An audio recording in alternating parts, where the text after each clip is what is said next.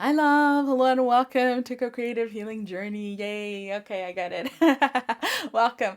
My name is Greta. I am a healer, and this is the Life Messages reading for Joyous Creativity, which is the first theme. So it's the first reading for the Joyous Creativity theme that we're going to be working on for the next 2 weeks here on the process in our ongoing healing process. And so here on the channel, I bring through messages, and then over on my Patreon, I create a healing that is the continuation of this. I also have some more in-depth energy work than I offer here on the channel. So if that speaks to you, for those of you who want to go deeper with these messages and really work the healing, it is available for you. Here and now, I was laughing because this is the fourth time that I've tried to do this reading and things always get in the way. And then I realized this is actually my joy stone that I chose intuitively without connecting it to this reading and this theme. But I realized that it has to be that I had to be more joyous in order to create this, because as we talked about in the soul messages, joyous creativity is at once the approach but also the outcome. So there's an outcome here. I'm trying to create this reading and I had to bring in the joy for it to work. And so we're very much talking in this theme about the unification of the journey and the destination and the way and the outcome, right? So let's go with it. We have got overall energy, heighten your vitality. We have got be in service, interesting. And we've got show your support. And none of these cards came up in all of the 4 readings I've been trying to create. So there's this notion of being in a new energy, in a new setup, and things working in a new way.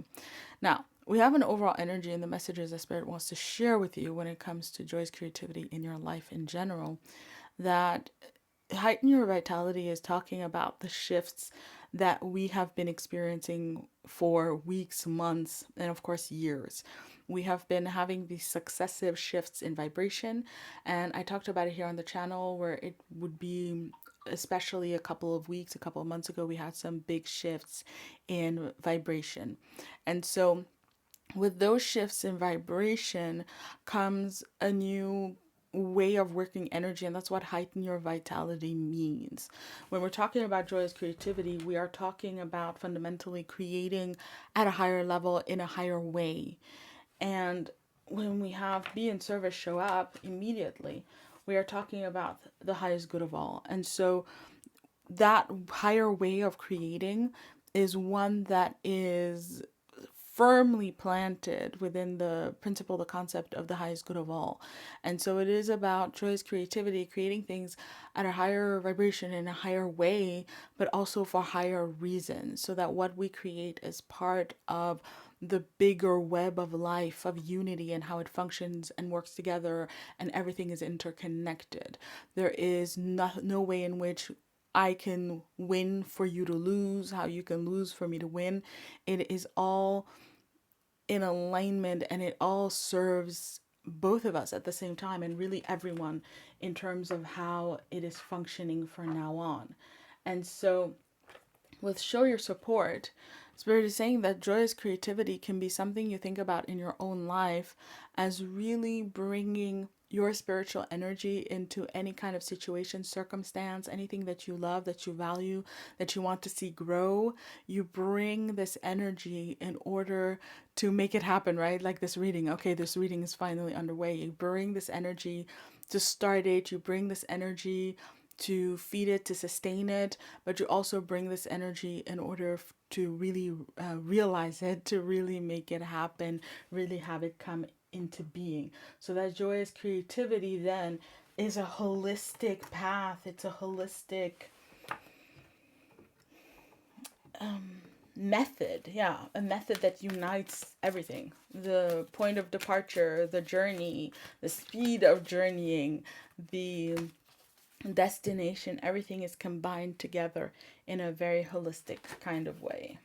So let's go deeper and see how Spirit wants to talk about this. And right away I'm noticing I'm using the dragon oracle, and dragons are symbols of peace, and specifically to me dragons are guides that symbols of power. Okay, so we'll notice that power, peace, but that for me specifically, guides are dragons are guides that help us on our path to learning how to wield power. And we were talking about power the last week or so, so there's also that notion there. Let's see, we have got Thor's red, black, and gold dragon, which says protects you in times of change. Wow. We've got water dragon, helps you flow easily around obstacles. Helps you, protects you. And finally, we've got blue dragon from the Pleiades, which says prepares you to accept source healing. I love it. Okay. So, the why joyous creativity. And again, there's this notion here that this is not a reading as per usual that I can share with every single person on the planet. It's a reading for you. It's a reading for our soul group. It's a reading for us who are in alignment with this healing process, because it says a time of rapid transition and transformation. Relax, you are safe. When we are looking at the world, we are in a context of rapid change and transformation.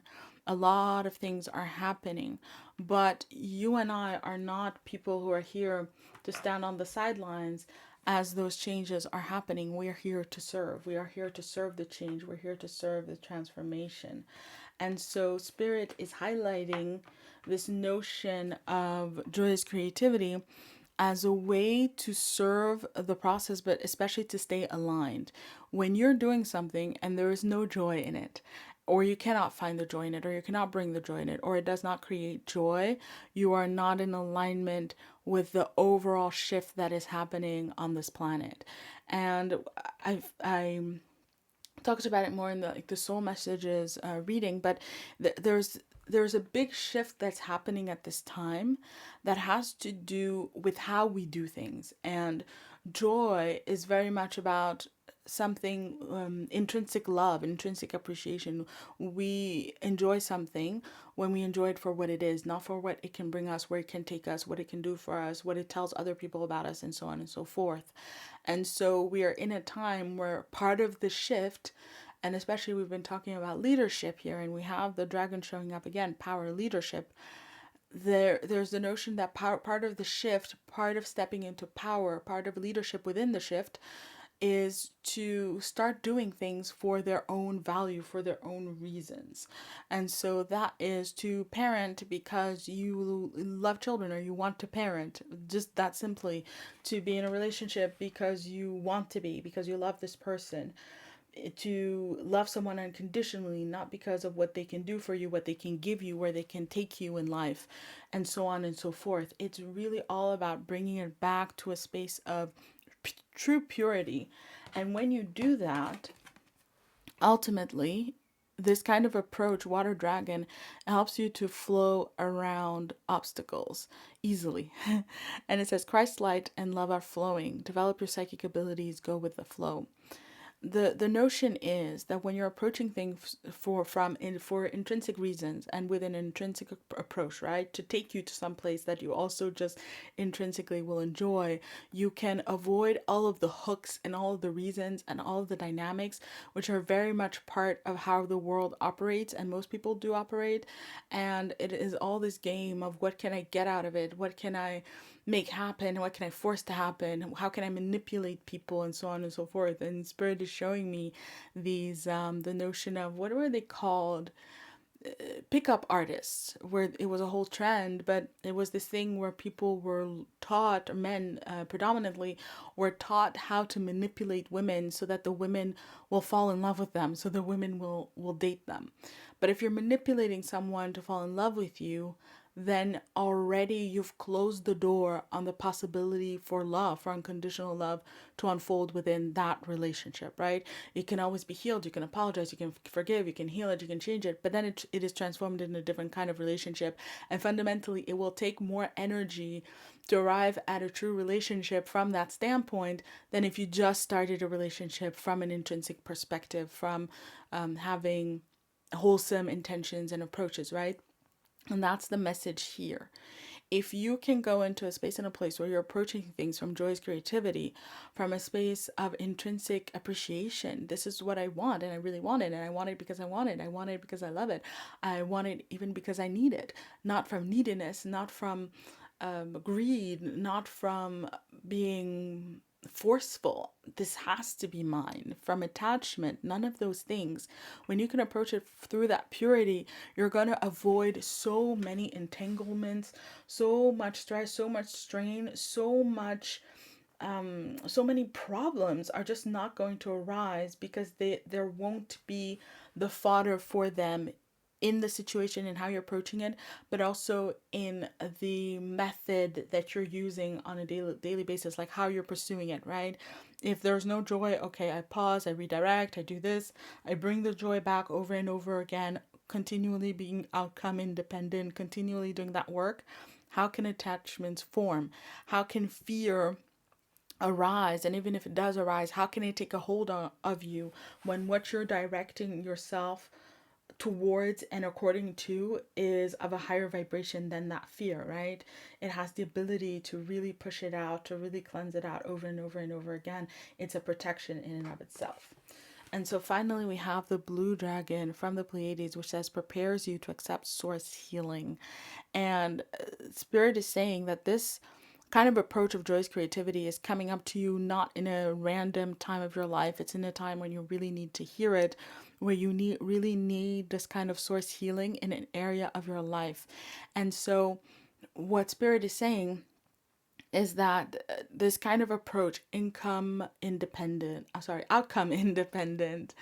this kind of intrinsic appreciation, this openness, willingness, and fundamentally trust in life is going to bring you the greatest energies into whatever it is that you are applying this joyful approach. So it has to do with a way in which you're calling spiritual energy, and you have this message here that source will answer. Now, why will source answer? Because of the way in which you're intrinsically working your energy and approaching things, but also because these are the times that we're living in. And I'm being shown like Spirit is just looking at the planet, scanning the planet. Where is there joyous creativity at play? Because it is in alignment with the purest energy of Spirit itself, of love energy itself, of life itself. And then just wherever that is going to be on offer, wherever that door is open, Spirit is going to enter. Another way of thinking about it is that joyous creativity is like every space and place and issue where you apply it, you're building a temple. And in that temple, you will be inviting the presence of divine energy that will come in. And that divine energy is love energy. It is also inherently creative. So your creativity, when you're applied in this way, in this joyous way, allows you to align with the natural, inherent creativity of the universe, of all things, which will come to bear in your situation. And then creative outcomes will follow, even miraculous outcomes. How could it be any other way, really, right?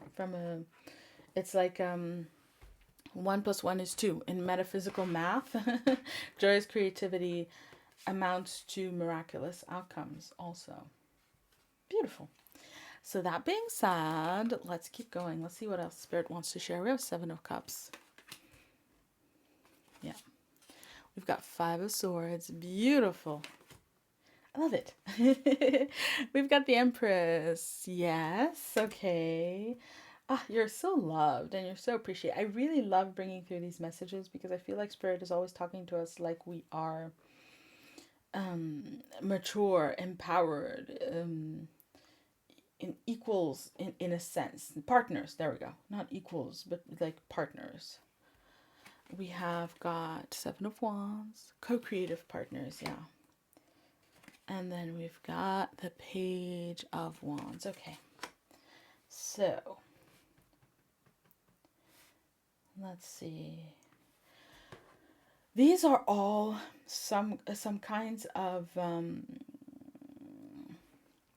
directions on how to work joyous creativity. These are messages that Spirit wants to bring through to let you know what to do, how to work Joy's creativity so that you can be sure that you actually are working it, and you can be sure that it actually is going to lead you where you want it to lead you, right?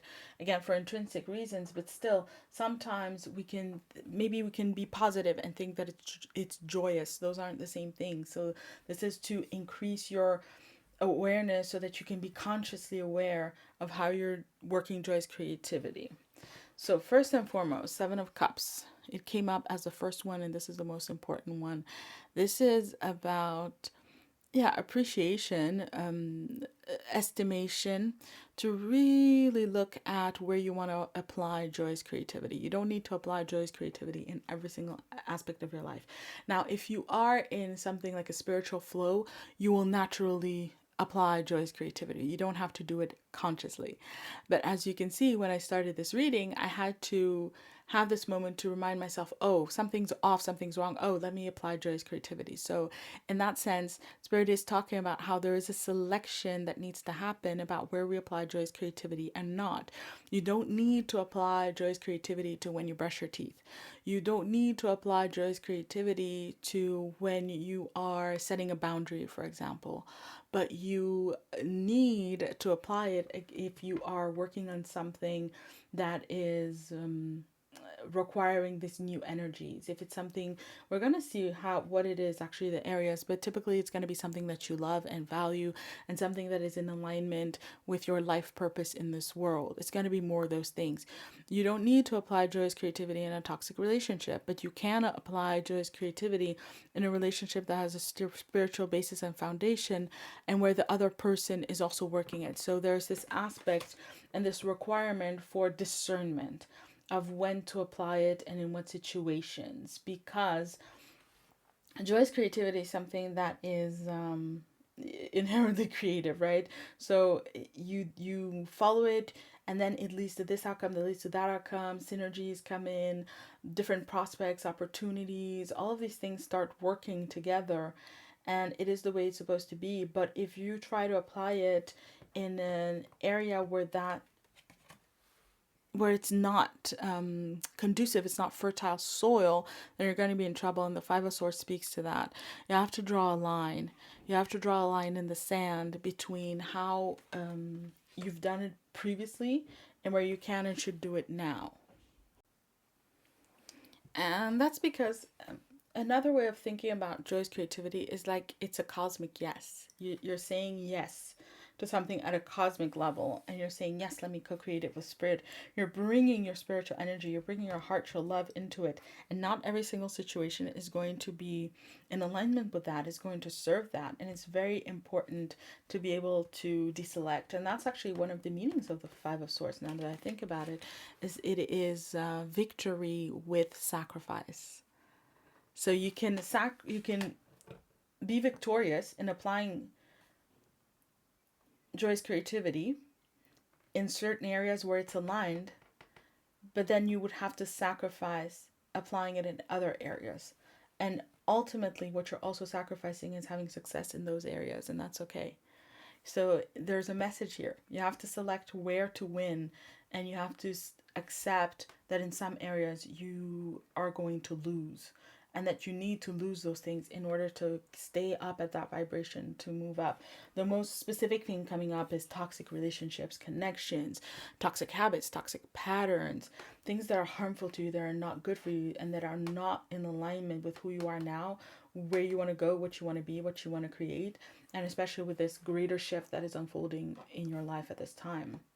Now, when we have the Empress here, this is ultimate abundance, and it is the abundance of the self that overflows into all kinds of beautiful projects and experiences and creations and experiences. It's just a limitless, boundless abundance, again, always centered in the self.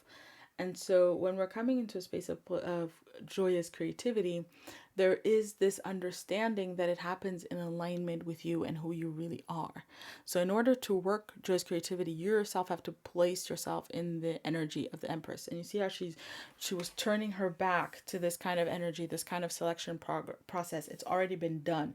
Where I want to win, where I accept that I have to lose, and then boom, focusing only on the energy of the Empress, which another way to put it is being your best self, and to embrace that and to maximize it, right? Your best self, bigger, better, truer in every single situation, circumstance, not settling for anything lesser, for anything that is half, anything that is incomplete, anything that is unfulfilling in the slightest, The Empress is about total fulfillment. If it doesn't totally fulfill me, I'm not even going to spend time, head is turned. I'm not even going to give it energy. I'm going to allow that there I will lose, that will fall away. Now, anytime we have the Empress, there's the Emperor, right? And in this deck, she's actually looking towards the Emperor. And for me, the Seven of Wands is a lower order card of the Emperor in the minor arcana, which is everyday life and energy. So when you have an Empress energy, you're going to need Seven of Wands energy, which is the ability to defend what matters most. And this is Spirit letting you know that you are not going to walk into this world and how it currently functions with joyous creativity, wanting to be your best self, seeking the best for yourself, and not need to defend that on some level and in some ways. This is Wands energy. So this is your intentions. You're going to have to defend your intentions, and you're going to need to have intentions to defend. You cannot bring your spiritual energy into this world. You can't embody it. You can't create it. You can't leave it be and then just trust that it's going to be fine, because that's not how the world currently functions. And part of the wisdom, part of the awareness, part of the path is learning to do that and to be willing to take the actions to protect that which matters most, right? It is completely reckless to put something as beautiful, as pure, and as, in a sense, vulnerable as our spiritual energy out there without having the willingness to back it up with protection. Finally, we have a Page of Wands here. A Page of Wands is talking about the willingness to do what it is that you want to do. Page of Wands, pure energy, pure creativity, but also individualism for me. So this is a card just saying that joyous creativity is only going to work when it is actually what you want to do. If you're showing up with joyous creativity to do what everybody else does, the way that everybody else does it, you will not be able to really be in joyous creativity and therefore to see it through into outcomes. Now, sometimes what you authentically want, what you individually want, will line up with what everybody else does. And that's really easy. That's when, you have the support for it, you have the infrastructures, you have lots of other things that can feed into what it is that you're doing and creating. And that's great. But oftentimes when you're coming at it from this vibration and this energy, you're not going to find that match, and you got to be okay with it. You have to be, okay to go your own way. And with her having both hands filled, there's this notion that you're even going to have to amp up the ante, that you're going to have to take it to the next level. So that, for example, if you show up in the world and you're like, I want to fly a balloon around the world, it's going to be so difficult, and everybody's going to go, don't you mean like a plane? Don't you mean a helicopter? Can't you change it? Can you, no, it's a balloon. Y'all, it's a balloon. And you're going to have to defend that. But fundamentally, you're also going to have to really want it and really go after it and really hold on to it in order to make it true. You're going to have to bring twice the passion, twice the fire, twice the enthusiasm, and so on, twice the creativity also to make it happen, just because it's going to be so at odds with the world. But again, Page of Wands is not something that makes you sad. It's exciting. Look at that hair flying. It's exciting. Yay, I get to make it my way. I get to create it my way. Let's get at it. Let's see what it can be, right? So my love, those were the messages that I have for you this time. We do have a takeaway, which is prioritize. When you set your priorities straight, good things happen. If it is important to you, you'll find a way. If not, you will find an excuse. And that's exactly it. So there's the notion, right? What do we prioritize? Do we prioritize the outcome, the destination? Do we prioritize, again, what everybody else does, how they go about it? Instead of saying no, prioritize the joy, prioritize the approach, prioritize the intrinsicness, the purity of your process, because it's the same concept. We prioritize what has value, but also we prioritize what's going to get us where we want to go and what's actually going to get you where you want to go. At this time, knowing who you are, what you're creating, the energetic context that we're living in, what your path is, and so on and so forth, what's going to get you there is going to be joyous creativity every single time, bar none. So that was the reading. Ta-da! Thank you so much for joining me. I would love to hear your thoughts on this. If you feel like sharing, I would really appreciate it. And otherwise, my love, I'm going to continue this with a intuitive healing over on my Patreon. And you can check that out in the description box if that speaks to you.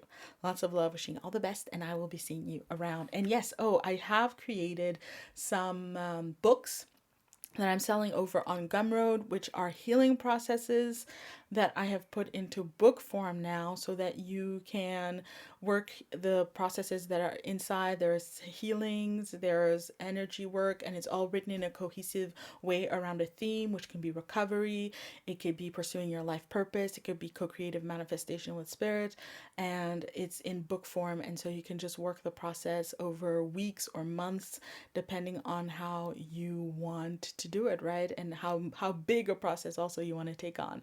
So if that speaks to you, it's in the description box. Lots of love, wishing you all the best, and I'll see you around. May you be blessed always and in all ways, and so it is. Bye.